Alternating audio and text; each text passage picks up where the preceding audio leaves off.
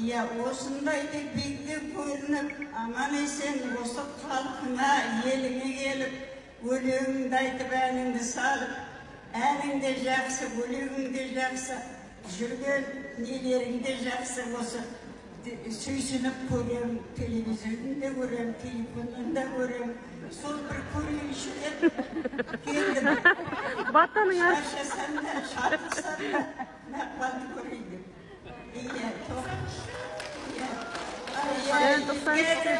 құрағым едім, күнде думағым, күнде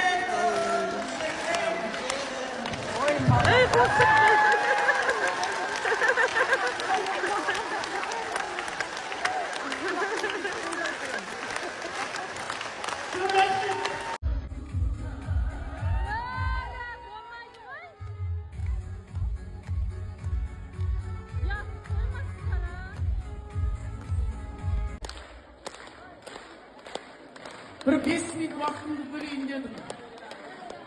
Сіздерге мына ақжаулық аналарымыз артта бұлай бүйтіп отыр екен, соған иә. Аман болыңыз, ғұмырлы болыңыздар. Балаша бар кезде доста көп болады екен, жоқ кезде достар азайып қалады екен. Оны да бастан өткіздік, сондықтан да енді оқысқанда шүкір деймін, енді бір 5 дос болсақ та енді анда-санда отырып бірдеңемізді айтып, сосын өзі өмір өтіп кетеді ғой, енді ары қарасаң тез-тез өтіп жатыр ғой өмір деген. 60-тан асқан, 70-тен асқандар маған тиісе бастады біраз.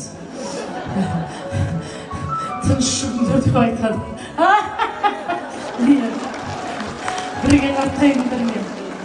Өмірің тамаша болсын деп осы сенің туған күніңе, және де бүгін туған күндері аталып жатырған жандарға, концертке келген баршаңызға өмірлеріңіз тамаша болсын деп Индира Елубаеваның әнімен сөзіне жазылған "Өмір неткен тамаша" деген әнді қабыл алыңыздар.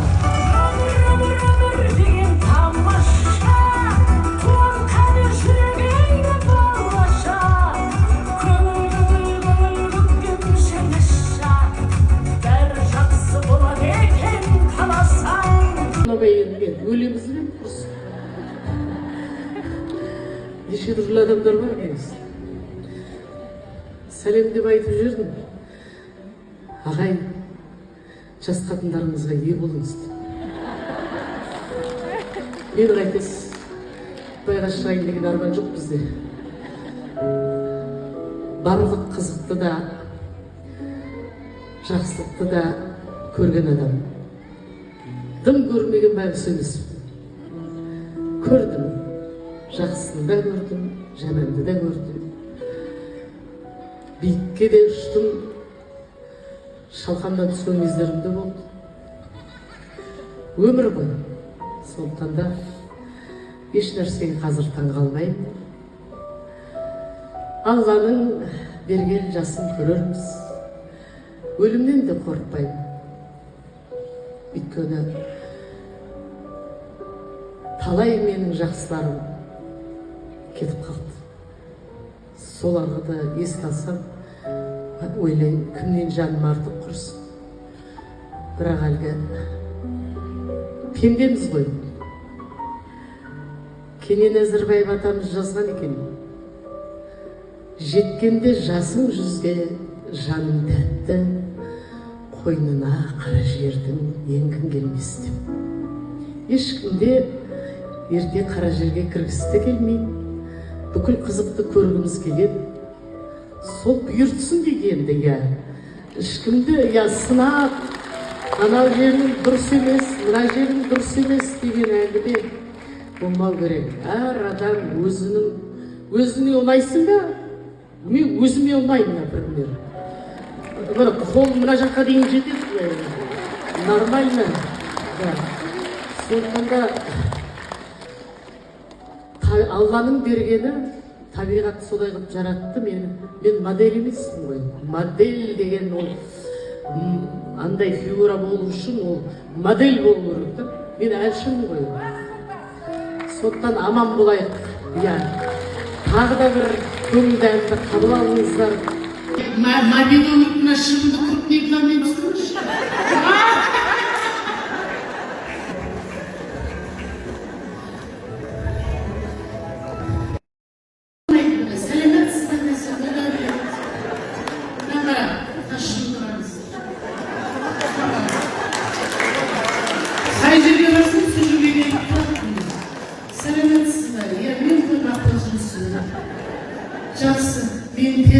сол ұнап тұрған жаңағы ұштайды, ой алла, ән ұштайды. Зәкен марқұм, ана қызғаншақ болды жарайды. Сол үйге композитор, ақын деген кісілерді онша жолатпайды. Содан Ержан Бакеловсте бір ән жазып едім, баяғыда жазған негізі.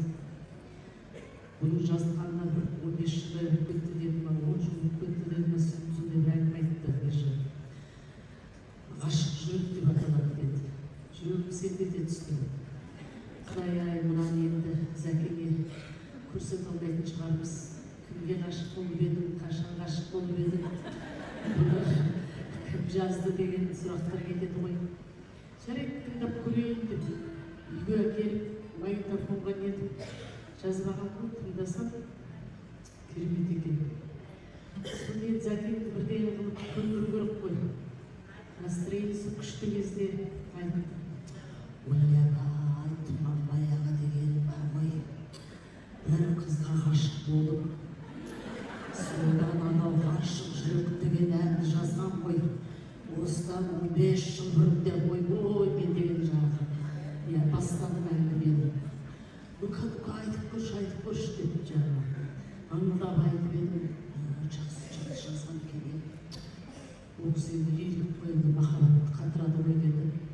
Содан Ержан Бекбозиев сол кісінің күйеуі баласы екен. Үйге шақырып тыңдасаңшы деп сөйлеп. Ну давай деп, настроениесі күшті болған. Мына кісі келді. Екеуміз қойып, Зәкең залды. Давай бастаңдар деп, өзі түрде отырып біз ана жақта екеуміз. Бастап едік. Сондай қатты ұнап қалған. Тағы да деді. Тағы да айтамыз. Тағы да деді. Оны рез айтқыздың құрсын.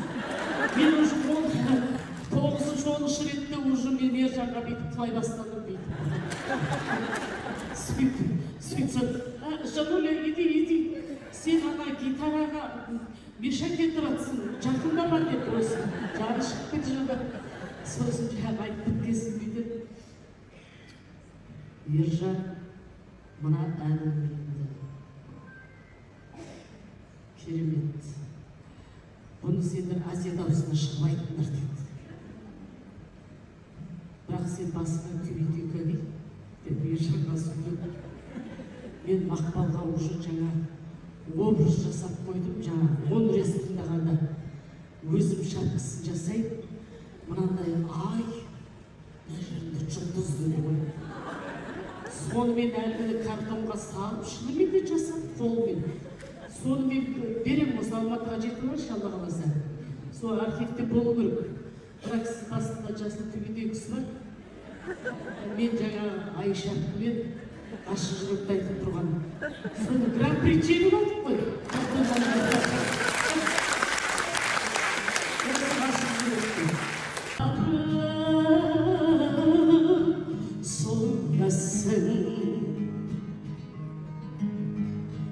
Тек біріңді табысқандай боласың.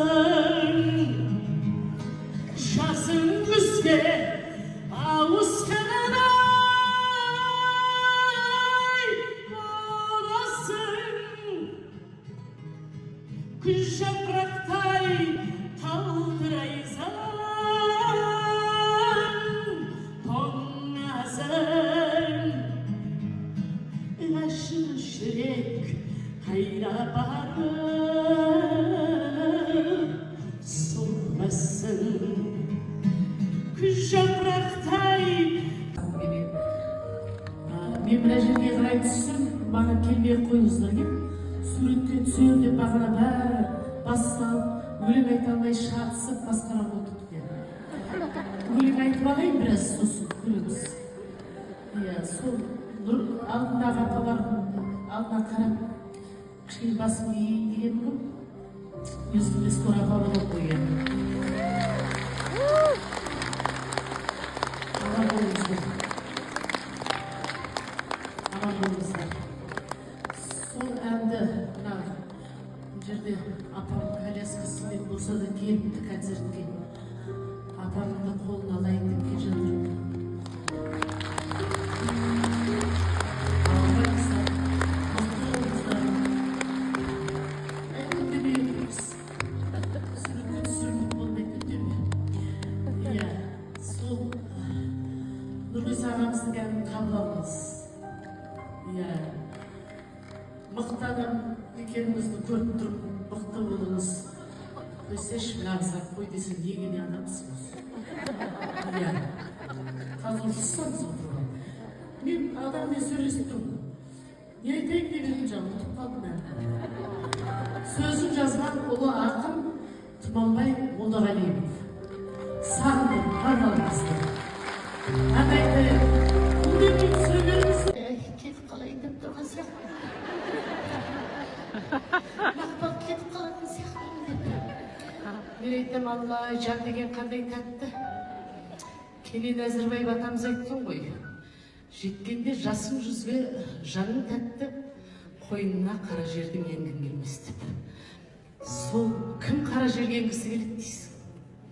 Өмір жақсы болса, алдыңда тұрған тамағың болса, көлігің болса, бала шағаның қызығын көріп жүргізе береді дейді.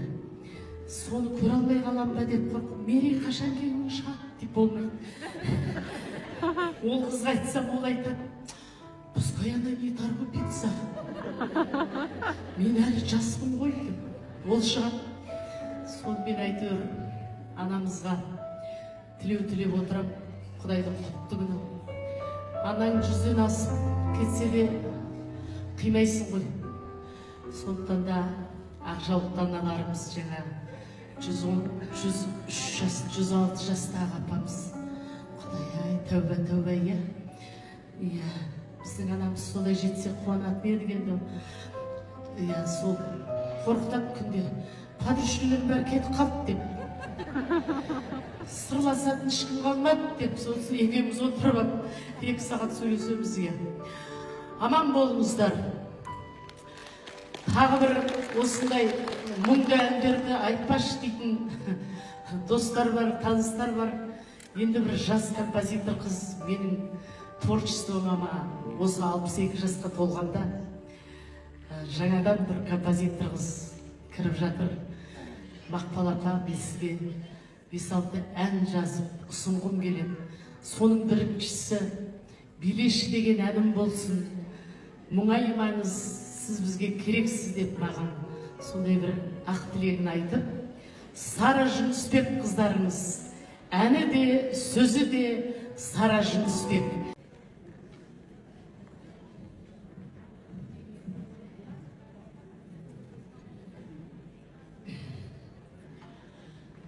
Мына жақта охрана қойып қойған ба? Сендер жалғыз адам келсе жіберсеңдер, апаларыңды жүгіртпей алға қарай. Әй қыздар, естіп тұрсыңдар ма?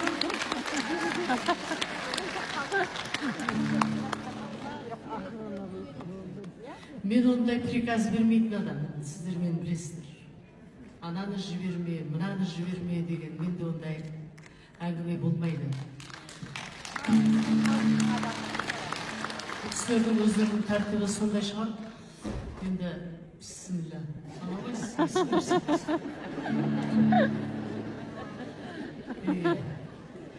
Өкпелеп қалғандар дейді.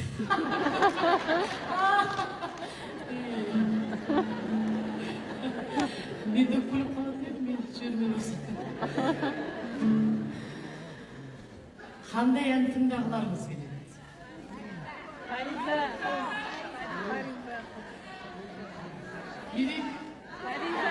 Фаризаны естіп тұрмын, басқа?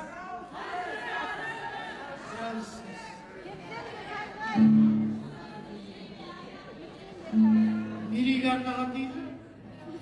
Қандай ән еді? Мерейге бәленбай ән арнаған. Жарайды, естігенімді айта берейін енді.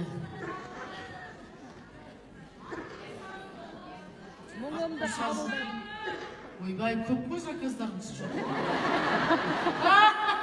Сен өлең айтып тұрсың.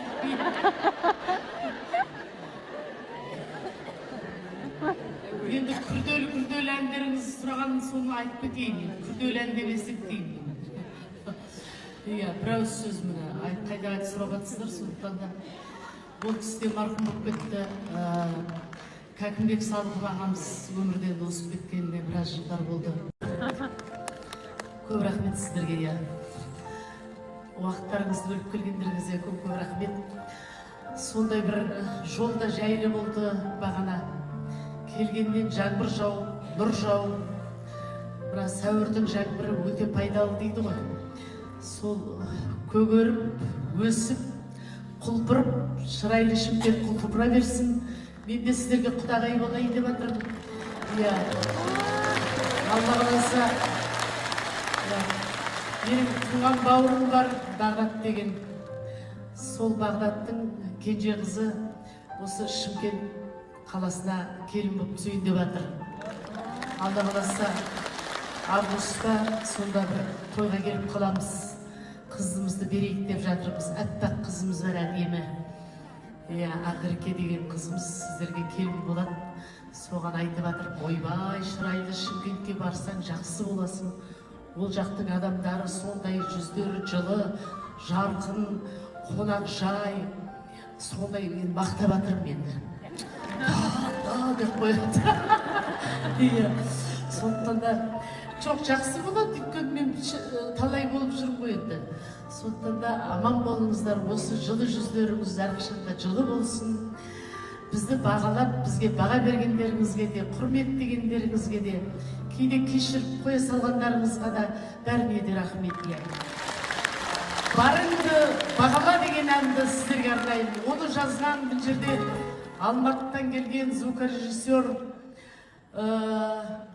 Хамид Қожымов, кәнекей тұрып қойыңызшы, Хамид Қожымов.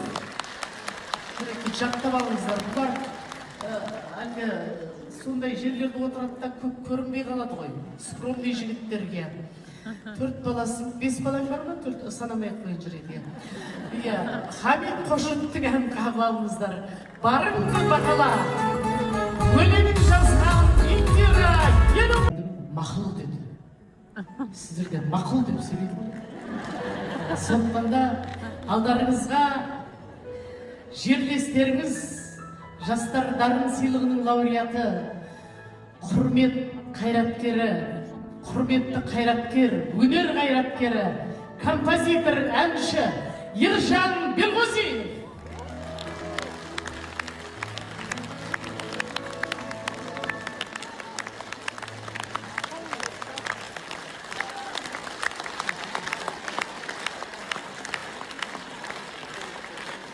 Жерлестеріңізді жақсы қарсы алсаңыздар.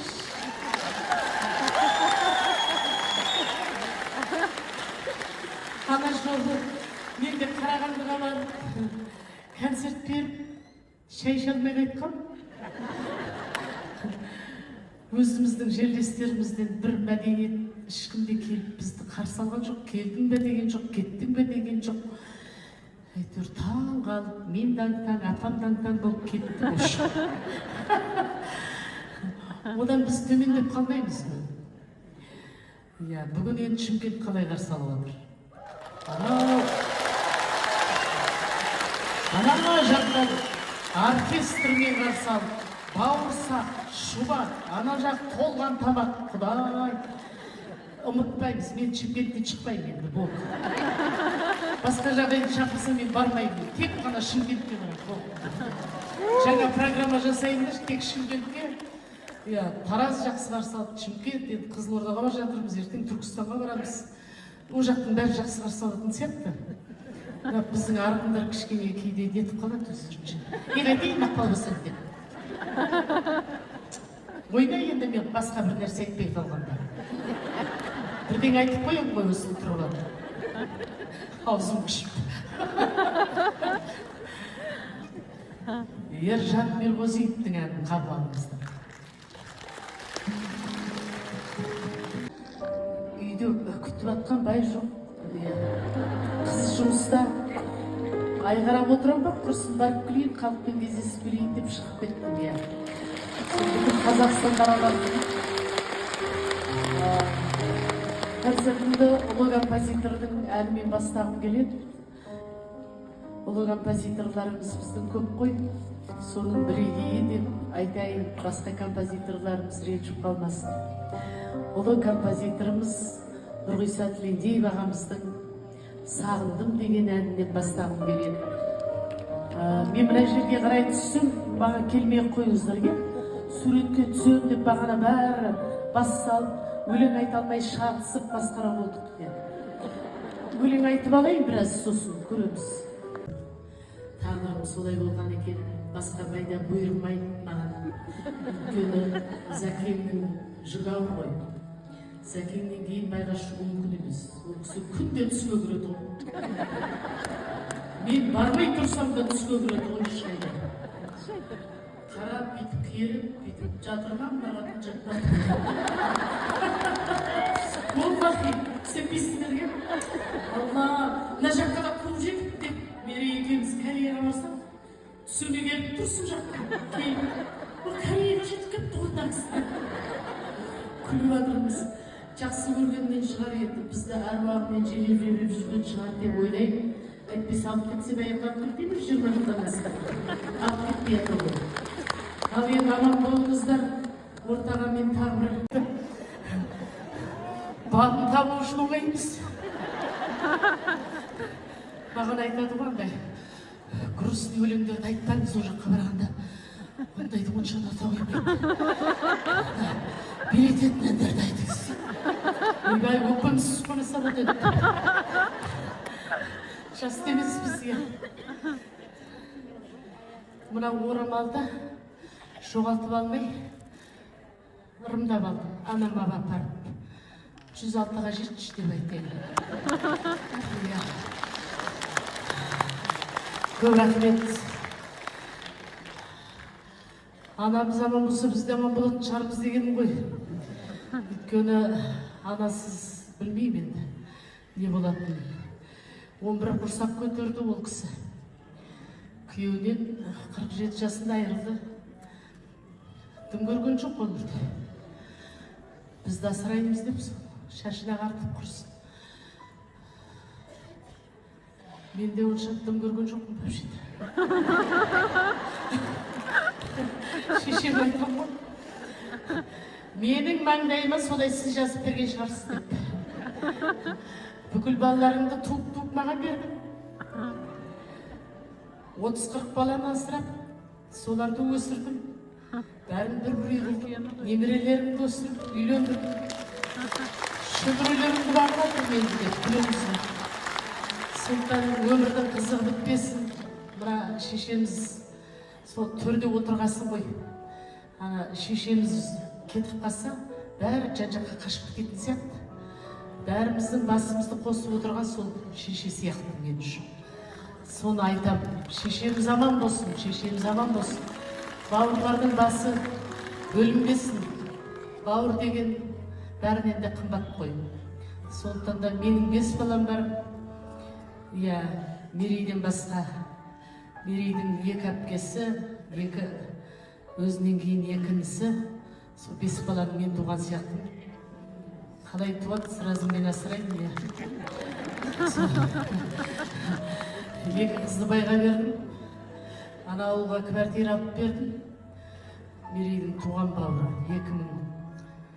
Біз алып кете салсымен 2003-те дүниеге келді. Сол балада үйленейін деп жатыр. Содан кейін кен жылдарымды өздерің үйлендіріңдер дедім енді. Қалған бәрі мен. Осы әйтеуір тағдырым солай болған екен, басқа пайда бұйырмайды маған.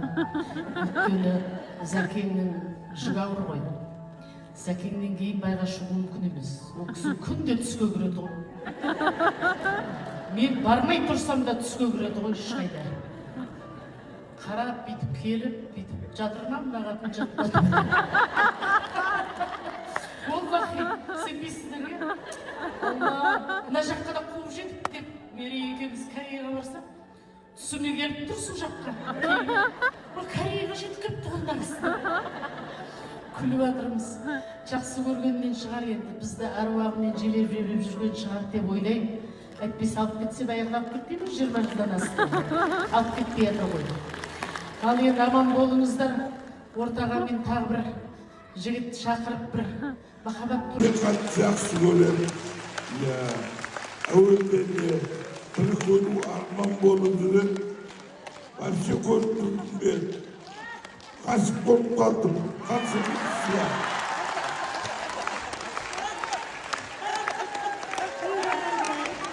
мен де қартайып қалдым ба құрсын. Ben hiç tartışmıyorum ben. Мен кететін жаман ғой ана. Бүгін келіншегіңіздің жанына барып жатыңыздар. Үндемей барыңыз енді құрсын білдіріп аласыздар. Рахмет. Мына Мақпал келіп, байдың дыбысы бітті деген атақ жақсы дейсіз. Тыныш кетейін құрсын. Ал құрдас аман болыңыз. Құрдас деген осы ғой міне. Қалжыңдасып, иә, бір арқа-жарқа болып қалдық. Дайын тірілікпегенде болдық ғой біз. О, еркек дейтін болдық әлгі. 20 жылдан асты. Сол. Әйтеуір, сәлематсыз бен бәке деп шабып салады ғой бәрі. Сәлематсыз бен деп ешкім жақындауға қорғап бәрі. Сол қорыққанда дұрыс болды. Өйткені құрсын қолдан қолға кетіп қасып қастыра ғой дұрыс болды. Құдай басына бермесін. Кто только меня не хочет, добро айтқандай.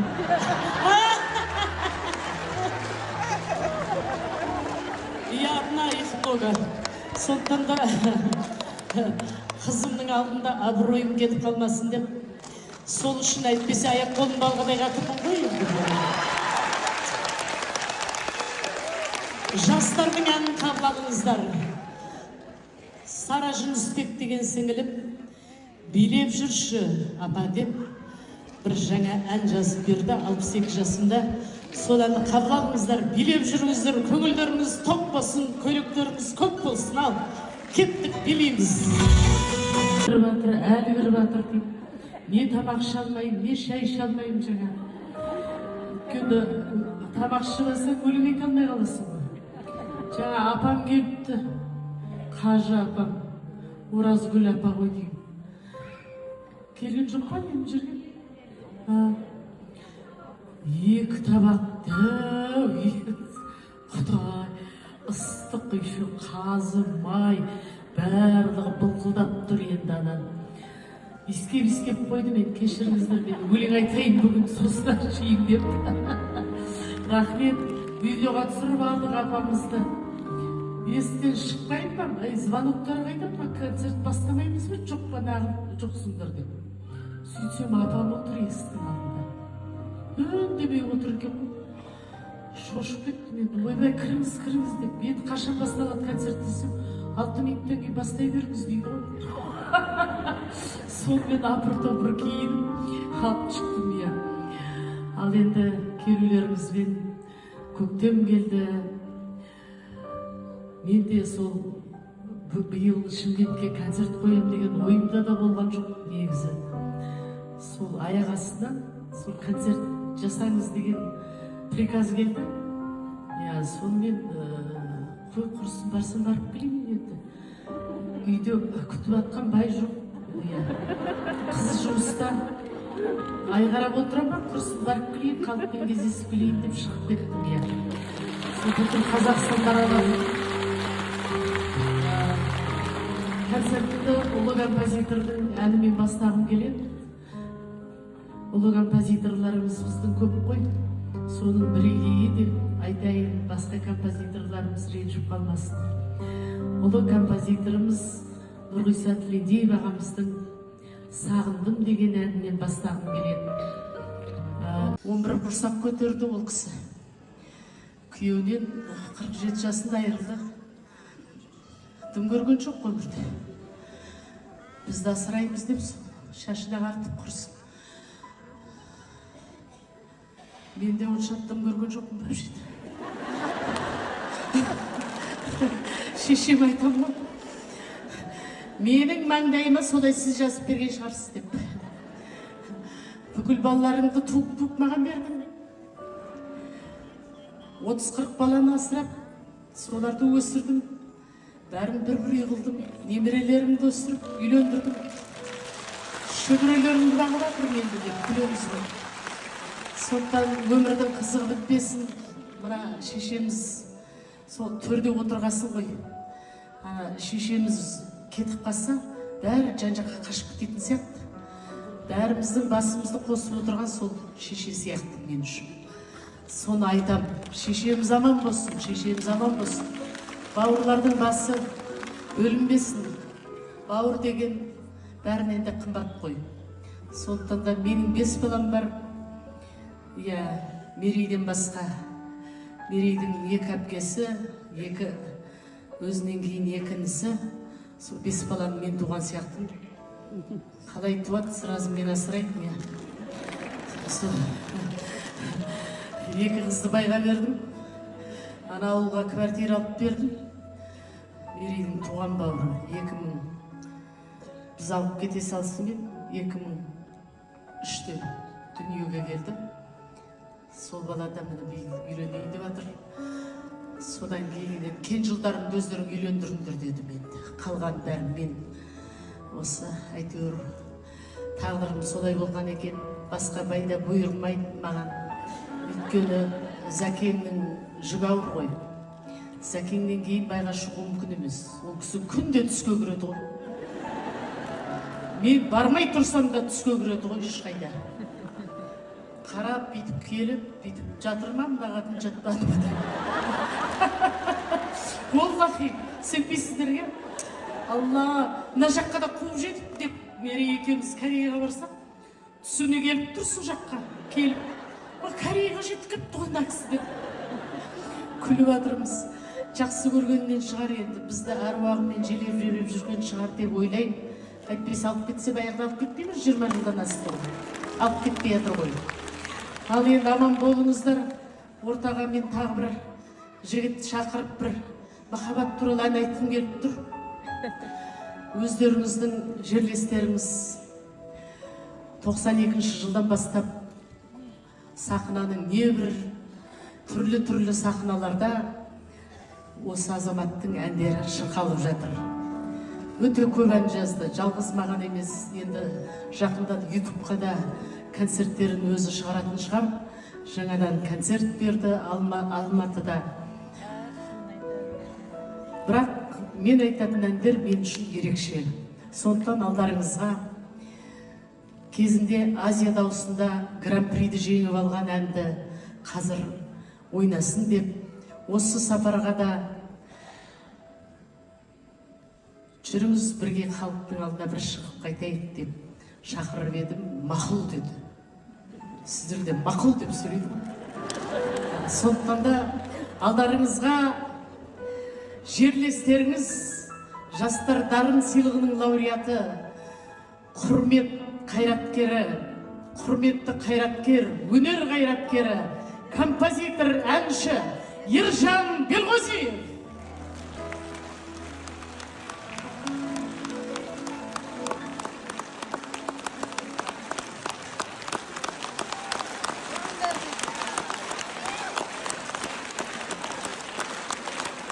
Жерлестерімізді жақсы қарсы алсаңыздар.